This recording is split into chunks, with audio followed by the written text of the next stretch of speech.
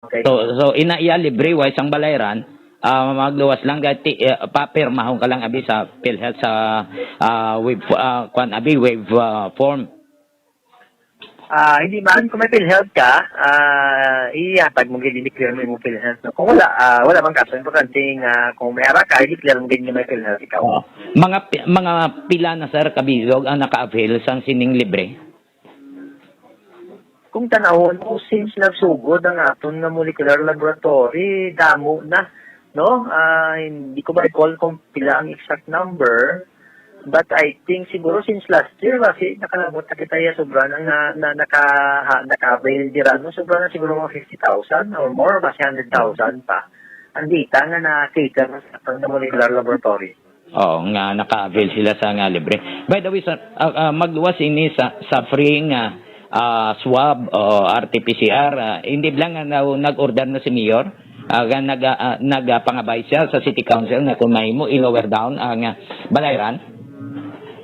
Yes, ang balayran na ito, na sa 2.5, gin-request si Mayor Jill Cañas ng himuon ni 1,800, no? So, kaya lang si Parahon na ito, no? Musilingon, may ara kita wala na nagkapaswab pareho for purpose of leisure, for purpose of travel, no? Palitan na liwat asagwa sang pungsod, for purpose of employment, no? Gina-require ka mo mag-swab, inaya may bayad din na, no? Because ang purpose inaya is yung personal, no? Yes, no? So, musilingon, naman nang may bayad na ito, dira, no? Nga ginasapot, no? May araman na iban nga for the purpose nga for your personal nga ma-serve lang imo nga kagalingon, nga kung positive ka kung hindi, may bayad man ina, no? So, inakag, ang iban sa nalang karabanam, isang mga atong private establishment pala na nag-swab sa ilang mga empleyado, no? Kaya nga atong mga private establishment, may protocol man din sila ng ilan, so halo every month, doon napaswab man nila ilang empleyado, to make sure na ang ilang mga empleyado hindi infected, no? So, makabulig na po sa ila, it is because nga gin-lower down naton ang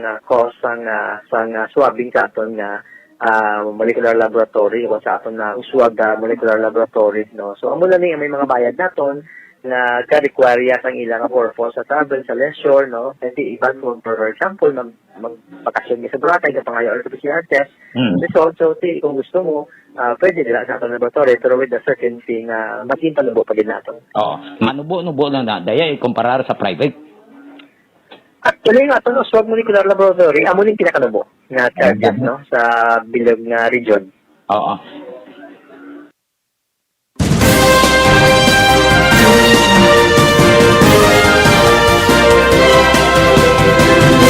Si Mr. Jake Conlo, as spokesperson sa COVID-19 team.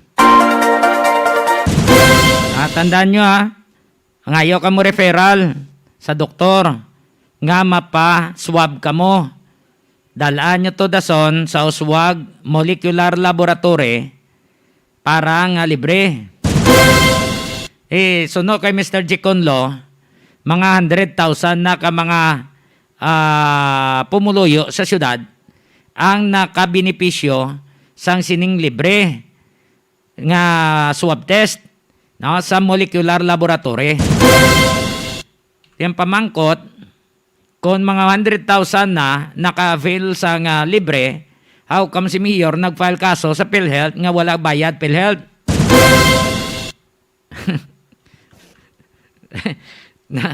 Nabunit na gina.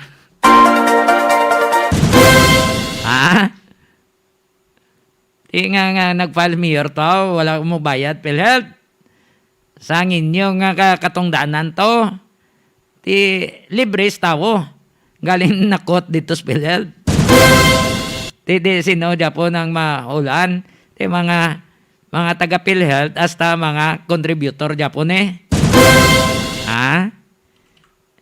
Amo ni sila nga legal.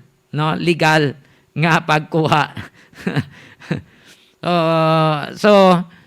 Libre. Pero kung may ara mo PhilHealth, dapat deklarar nyo kay para dirakwaon sa PhilHealth.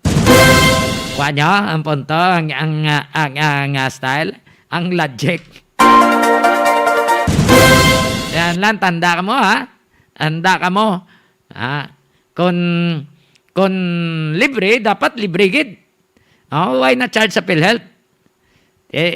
Kay total, ang testing kit, iya man na ka gobyerno. Pareho man niyo sa PPA, dapat malibot man ni Mayor, ma-check pa-check ni Mayor. Ha? May mga ospital dire nga naga-charge PPA sa mga pasyente. Pareho tumudon ko nang kay may kilala kong ligad. Dira sa Western Visayas Medical Center, sa West Visayas Medical Center sa West doon Benito sa una pagid. Nan. Ga-charge 2,500 pa charge nila. Kaya nga may kilala kami mo. Bayad siya. May araman niya gani bayad niya, 10,000 sa ila bill. Sakto to, boy. 10,000. PPE lang. Libre. Libre yung PPE ni sa mga ospital. Ginahatag ni sa gobyerno. Nga may charge sa ilang biling. Kabudlay, no? Ha? Kabudlay man yung brand ninyo ba? So, dapat kung libre. Hindi nga patalangon ng tao nga libre katapusan i-charge sa PhilHealth. Daw hindi naman na insakto na. Ha? Alam mo, kung i-charge pa dira sa PhilHealth, kung isa ka duwa ka, kung mapa-check ka pa o kung hindi, kung dako kuluwaon da sa PhilHealth mo, ka duwa ka, basi magpositive pa kung dako kuluwaon nila. Nga paminsan ng iban, iban nga mga natrangkaso, tamad na magkadto to sa ospital, tamad na nga magpaswab, kay basi magpositive, tapos ideklara nga mayara ka PhilHealth, basi mabutang ka pa sa alang-alang, kag dito ka sa quarantine sa area pa. So, kung bodlay, kung nara ka sa quarantine facility, hindi ka madali nga ma-access ang imo nga mga pamilya. Kag kung bodlay, kung nara ka man sa ospital, kay hindi ka man ma-access dali-dali sa imo nga folks. Ang sinong tawo to sa babaw? Ang healthcare workers. Kung ang healthcare workers naga-tinder sang mayad, kag nagaulikid man sa pamilya, naya mayo. Pero ang healthcare workers nga daway man gaulikid, kag daw mayara personal interest, disgrasya ka da. Hasta PPE, i-charge nila sa imo. Mo na, budlay, ang iban nga tamad na magpa-hospital. Sa mga listeners naton, more power Iloilo, bringing more to life. May harapat alam yawan taswet? Mayong gabi kay Rovan Alave Adjo, Bong Loria, Cirlo Tupas, Emily Tobiera de Adjo, kay Joy Pamusino Quinto, kay Jun Kalumay, Anse Kedato Sagotre, kay Tonani, Barangay Treasurer Amelia Bautista, Barangay Secretary Eva Galiofin, Rito Chiva, Romel Porquia, kay Maylene Galvez, kay Ford, kay Valerie, kag kay Mickey, kay Antitintin, kag kay Rodney, mayong gabi. Ipabatitan na sa inyo ang dugang informasyon na kay Mr. J. Conlo sa mga violators nila sa minimum health protocols, mas mga 20,000 na kuno ka mga natikita, no? Sa mga pulis kag compliance team, angay gid man pangtikitan kay iban na daw ginabaliwala na bla nilang siyang COVID. Tamad na, way gapalo. Ang face mask, ginakakas pa nila, iba narasagang nila. Ari si Mr. Jekon, laliwat. Maybe, kakit pero sa bola na ito madala, dari ang correct gid nga number. But, damo na, no? Damo na ang atong yung apprehend niya sa violators na ito, no? And everyday ni mga friends, hindi kita, na ginaubra. But, kung magambay kita, siguro, ang numero, masigilabot na 6,000. Ang aton nga napang-apprehend or mga 20,000 or more. So, hindi ko sure sa data, but iba-check natin kung pilagi ng correct figure. So, tungod ng aton na citation ticket, halos paubos na, no? So, aton yung kumusin kung may 1,000 kita kastab sa citation ticket, ang sa kastab may 50 initial ka mga citation ticket. So, times mo na siya, 50,000. So, kung halos paubos na so busin mo, damo na gina-apprehend natin. Oo. Gin pang-apprehend sang compliance team upod sa mga pulis naton. Yes, combine niya siya, compliance team natin, PNP natin, kada nga ato nga mga PSMO officer nga tasa ina nga tasking. Oo. Sa bagay, kutob na malang ini sa mga dungol at kung mayo malang yan, nagasunod na sa minimum health protocols, huwag man niya sang problema, kag hindi man ikaw yung matikitan. Di ba, sir? Yes, correct na. Importante gusto mo ikaw, but di-educate mo natin sila. Hindi man automatic na sinasagitan nila eh. But ang usually nga nakikita natin ng sir, hindi mo gibalahan, dumidumol na dyan. No? So kung iban, di-educate mo natin ng kumunuyo para nga magsunod na sila no, sa ato nila mag-protocol. Kaya naintindihan nila kung nga na ubray at aton sila. Oo. Sir Jay Conlo, thank you so much. Kag mayong gabi. Thank you, Department. Sir, by the way.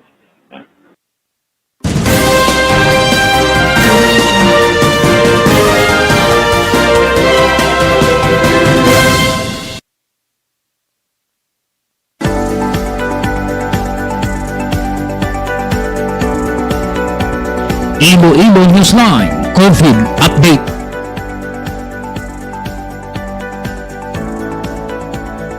I-check na report ni Trixie, parte sa COVID.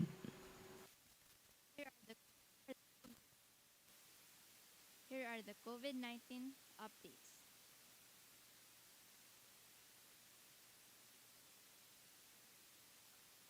Here are the COVID-19 updates.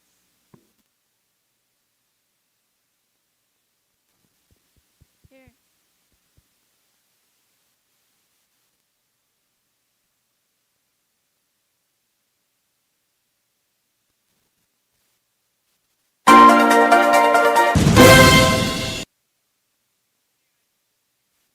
Here are the COVID-19 updates.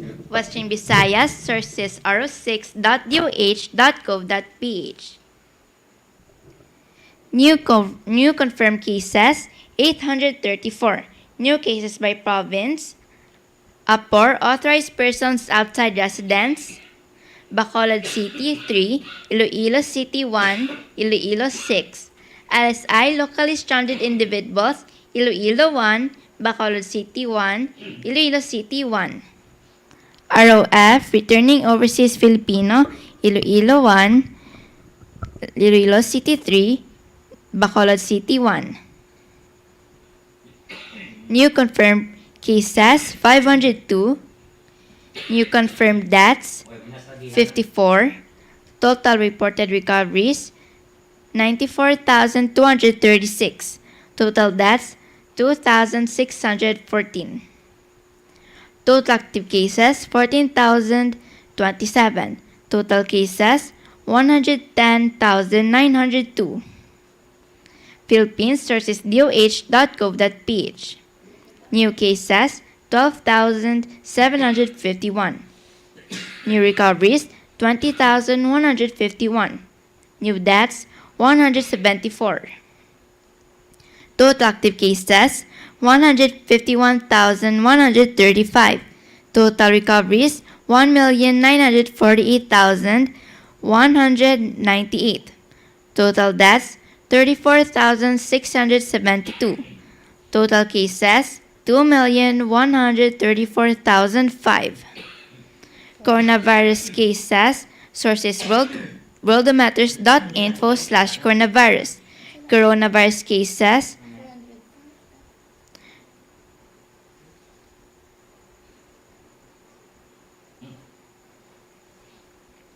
Coronavirus case.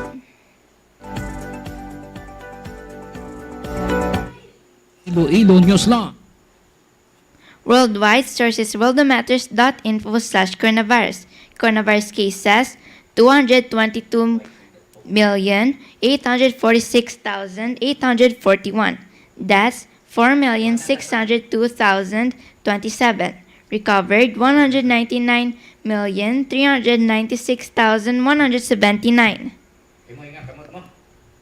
Active cases in mild condition 18,744,038. Serious or critical 104,597.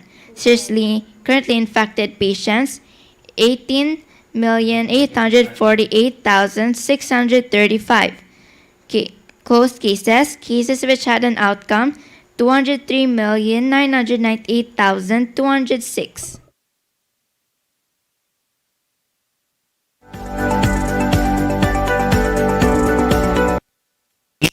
Iloilo Newsline COVID Update.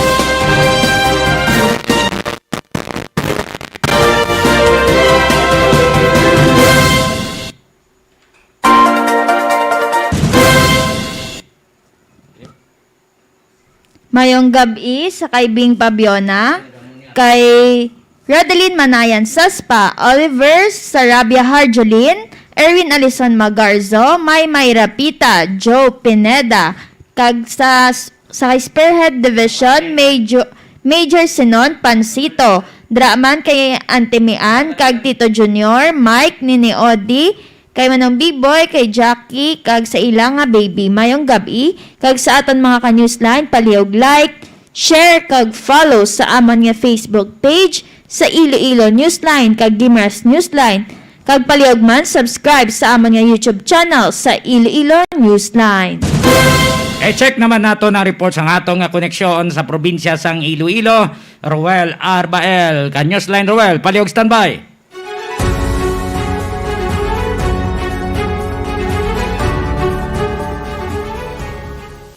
Newsline Roel.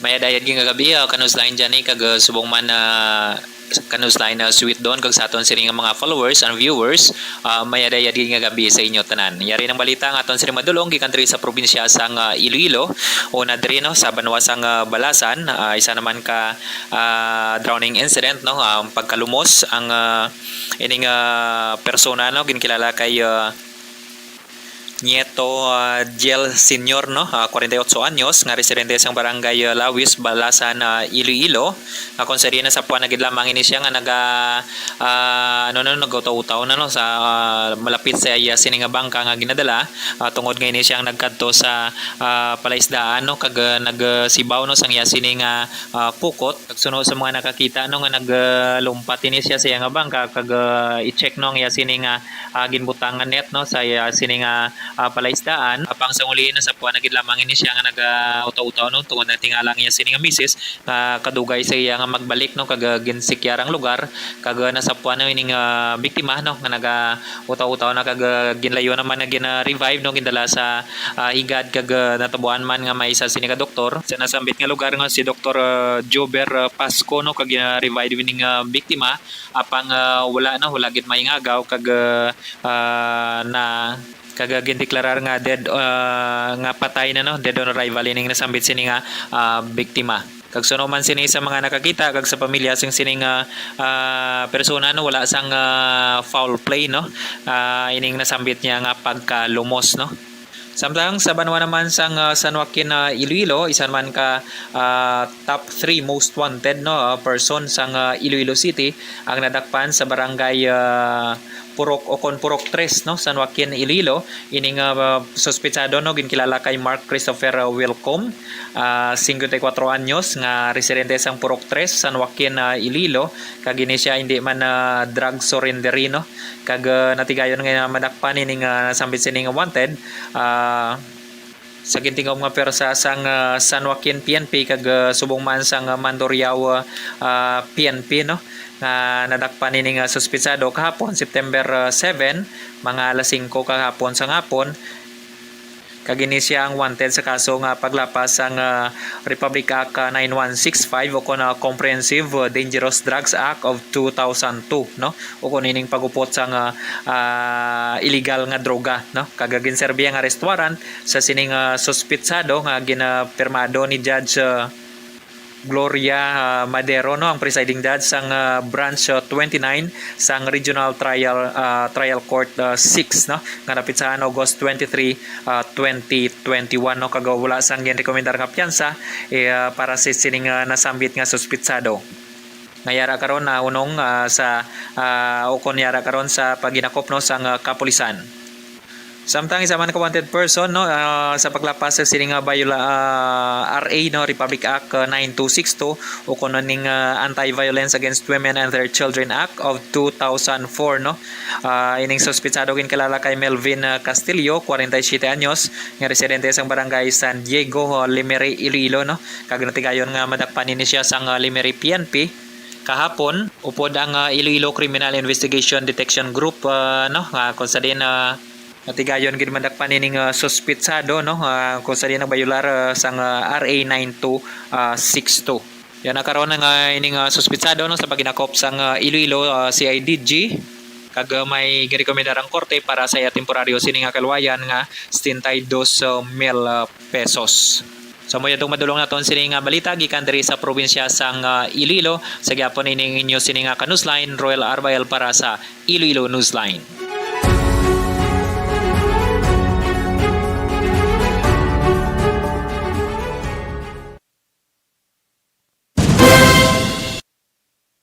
Madamo nga salamat sa report ni Kanyosline na Roel Arbael sa probinsya sang Iloilo.